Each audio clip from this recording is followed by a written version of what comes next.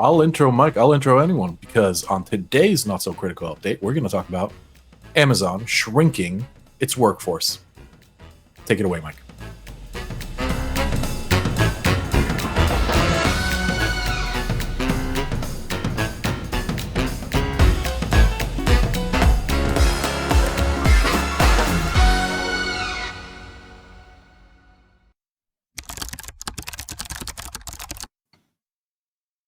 Peter calling the audible and throwing it to me at the last minute. What was that, Peter? Yeah. Talk about shrinkflation, hey? Huh? Oh, guys? My gosh. At any rate, I love a good work reform story. I'm full in on the Great Resignation. However, it seems like maybe we're winding down on that storyline. This article is about all of the many companies that are significantly cutting back hiring and or laying people off, including all the big names, Amazon, Netflix, Google. And not great news. Things really seem to be slowing down on this front. And I find it to be quite disappointing. I mean, people should have jobs, right? But they should have flexibility. They should have good jobs. It seemed like things were really moving in that direction. Equitable pay, good working conditions. Now there's a little bit of a chill in the air. It felt like we were in a kind of like a spoiled era when it came to the tech industry, at least, where you could be just the worst and you'd get hired no matter what. Like, you didn't know how to tie your shoes, hired. Say less. Right. Like, here's six figures or near six figures.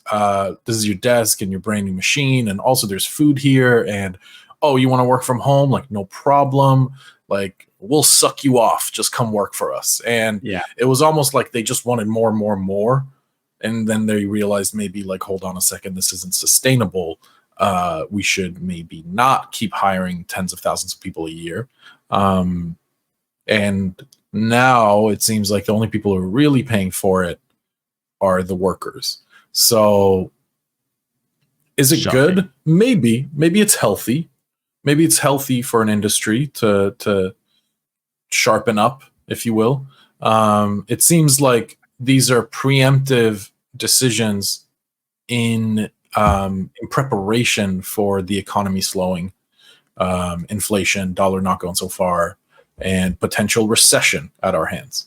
Some analysts are talking about that we're actually looking at what's called like a soft recession, where it's only really going to affect a small subset of things. Like, some housing will be affected in some places. It's not going to be a 2008 all over again. Of course, they might be wrong, and we might be heading into an economical meltdown where millions of people will lose their job and potentially die because they can't feed themselves. Who knows? Yeah, I think if you want to make money, invest in AC. That's my tip. Air conditioning, like aircon. Yeah. Because you live in someplace where it's super hot right now. You don't think that maybe alternative methods of cooling would be a better thing instead of air conditioning? I feel like air conditioning is such a demon disguised as a commodity, disguised as like a good thing. Yeah, if you want to go high risk, you can invest in other types of cooling. But the thing that works and is going to make money in the next few years is air conditioning units. Anyway, that's not really anything to do with the story at all. I think you just wanted to talk about things. The air conditioning. What blew me away in this story is just how pervasive this is. Alphabet, Amazon, Apple, Carvana, Coinbase, Compass, Gemini Trust, GoPuff, Lyft, Meta, Microsoft, Netflix, Niantic, OpenSea, Oracle, Peloton, Redfin, Robinhood, Rivian, Salesforce, Shutterfly, Spotify, Stitch Fix, Tesla, Tonal, Twitter, Vimeo, Wayfair, Whoop, all laying people off, slowing hiring. It's freezing hiring. Brutal.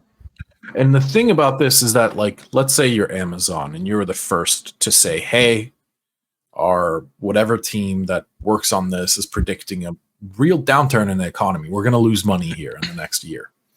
So they announce we're laying off 10% of non-critical functional roles and we're freezing hiring for the next quarter. Google's going to look over and say, wait, fuck, why are they doing that? Should we do that? while Google's asking, Facebook's already announcing that they're also going to do that. It spreads like a wildfire, right? This because it's almost hot now to do this. It's in to prepare, and it's interesting in a way because does it actually will we really see something bad in the next year? Like, we don't know. You couldn't. No one could worse tell than what we've seen in the past 2 years. So yeah, exactly. Jesus. I did have a couple of thoughts about this, right? So one of the first things I thought was, well, is that going to make it better for the startups, for the smaller companies? Is there going to be a pool of talent which is going to be released into the wild, which isn't being sucked up by all the giants? We've talked before, I think, about all the good engineers going to these highly paid positions at unrealistic salaries, like $600,000, $700,000 a year for top jobs. Just as researchers and analysts and software developers, which seems crazy because it is crazy. Are those people now going to have a reality check and go down to a mere $200,000 a year for their Here's where you get in trouble, Peter. I think. I mean, maybe you don't care, but $200,000 for somebody living in Silicon Valley is not like a lavish lifestyle necessarily. Okay. Well, they can fucking move somewhere cheaper then. I don't know. It's all. But if they do move to somewhere cheaper, then they're going to always get a choice. 70. Right. It's not always. But I think it is important. It is important to also make sure that, and I don't think either of you have lived in the Bay Area. I'm going to dox myself a little here, but I don't live there anymore, so it doesn't actually matter.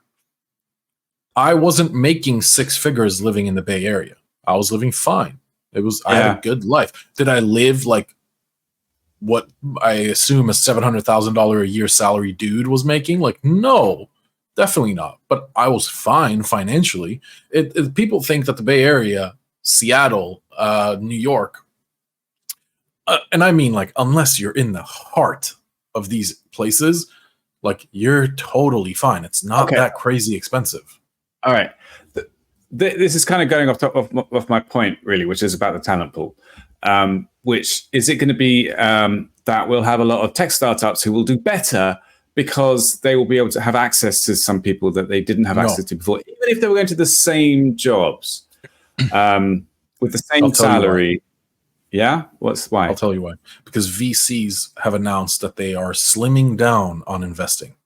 Sure. Meaning startups will have less money to pay expensive engineers. It's a lose-lose across the board, across the industry. Okay. All right. Well, I think what's going to happen is more startups are going to fail.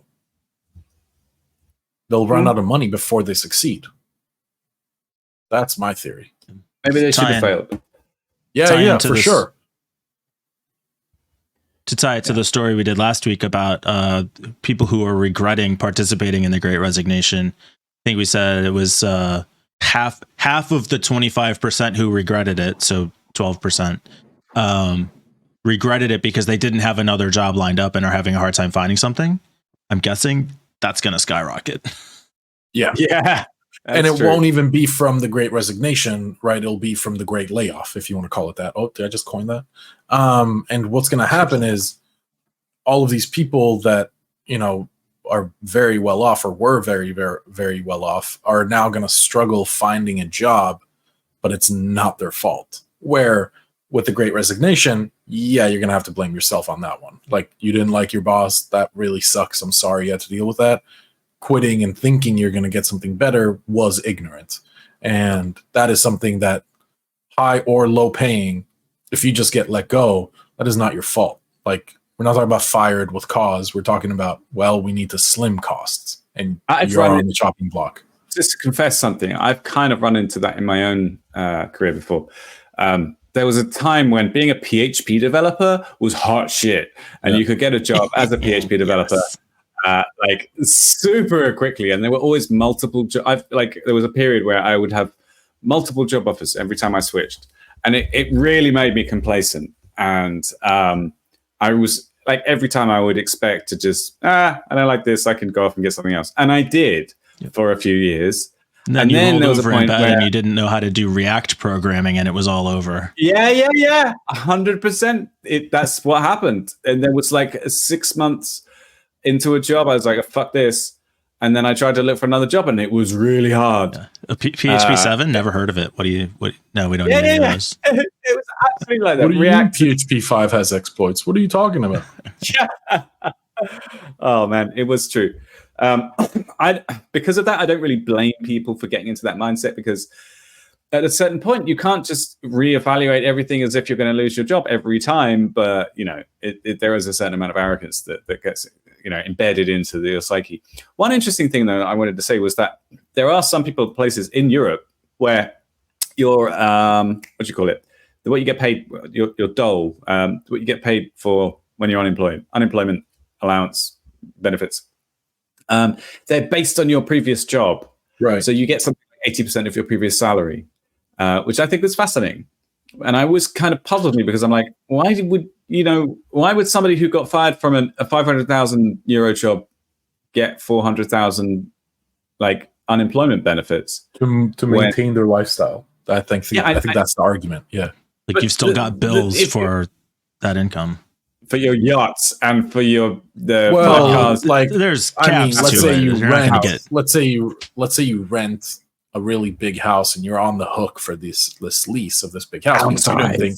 You didn't think well, you can't, because you're on the hook for this lease. You have to finish this lease. Yeah, I could see it. Like, but also you're right. Like, it is fucking weird that one person's getting 40 a year and the other's getting 400.